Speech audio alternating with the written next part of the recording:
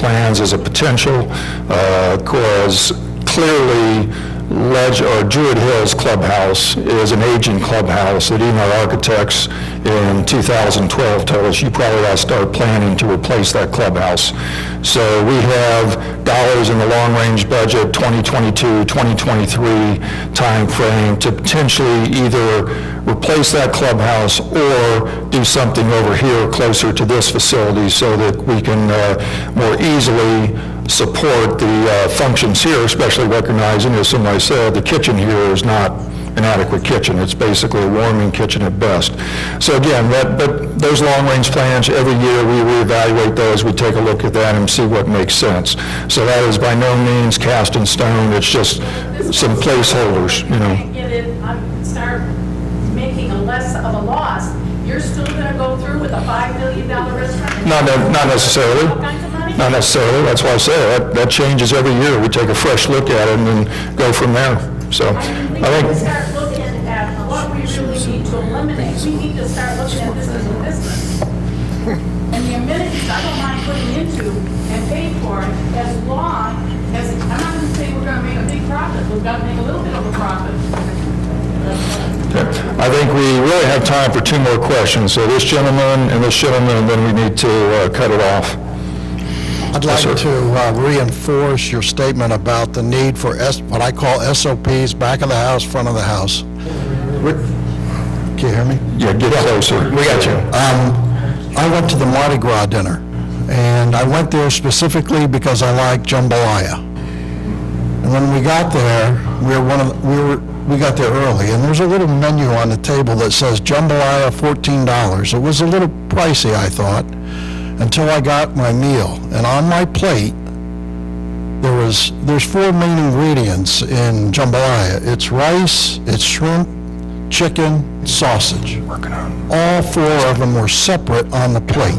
They were not together. So my understanding from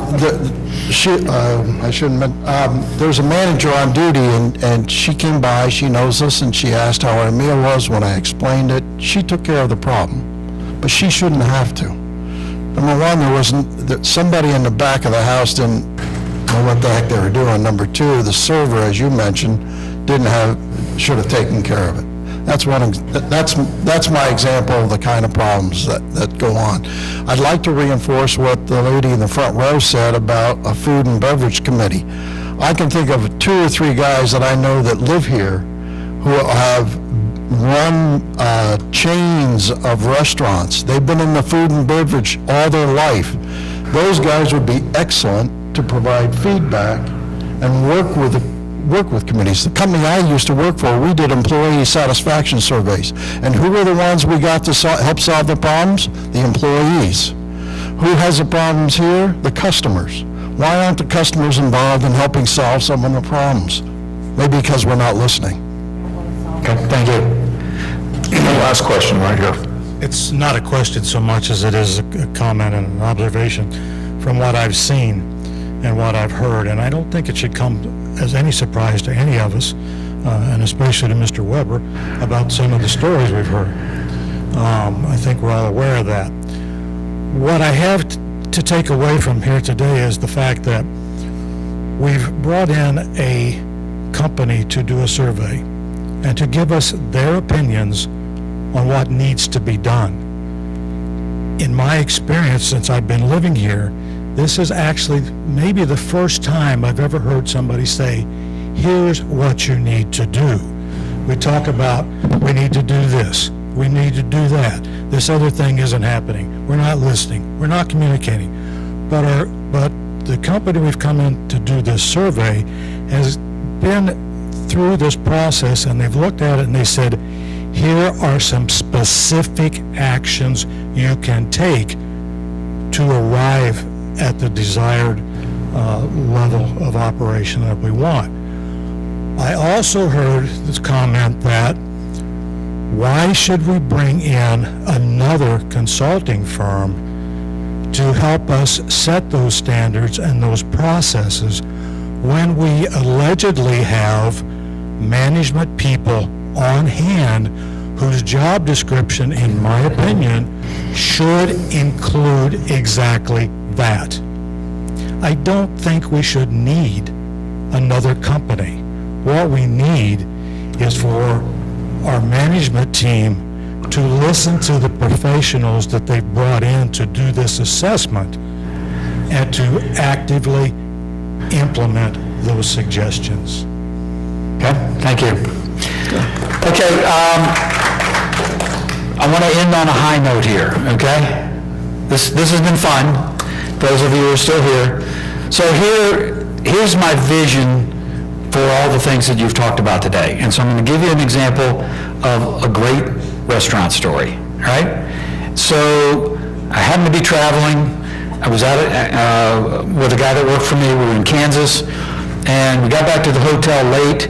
Everything was shut down. There was nothing to eat. We could have eaten that chair. We were so hungry, right? So we looked across the street and said, "Oh, these guys are open." Boom, off we went, and they closed at 10 o'clock. We walked in the door at 12 minutes of 10. What do you think the expectations are? Hey, we're just about to close up, you know. Not at all. Hey, welcome, come on in, have a seat. I said, well, you know, we're kind of late. Don't worry, we're going to be here for a while. Perfect, okay. Sit down, order our food. I ordered a filet, medium, and it didn't matter if it kind of looked like a charcoal briquette. I would have eaten it, right? So, but the filet came out, and the server comes by, and I've already eaten about a third of it, and she walks by, and she goes, "But that doesn't look like it's medium to me." I said, no, it's fine. She goes, "Let me get you another one." I said, "Oh, no, it's just fine." So I convinced her to leave me alone so I could finish eating my dinner. So off she goes. And a few minutes later, the manager comes by, and she said, how's your dinner, and this, that, and the other. And having been in the restaurant business, I like to recognize people who've done nice things. And I said, "Hey, I just wanted to let you know that your server came over." And she looked at the steak, and she says, "Not really cooked the way I thought it should be," and she offered to get me another one. And she said, "Well, how'd you order it?" I said, "Medium." She goes, "Nope, that's not medium to me." She said, "Let me get you another steak." I said, "Oh, no, I've already eaten half of it by now, right?" She said, "Are you positive?" I said, "I just wanted to recognize your server for being proactive and doing a nice job." So off she goes. The server comes back over, and I tell her, "Hey, listen, just want to let you know, I told the manager what a great job you've done." And in the meantime, another steak comes out, okay? And as we're getting ready to leave, the server comes over and says, "Dinner's on us tonight." Okay? That's the vision for what you can do and should strive to do here. And so with that, I will say thank you very much.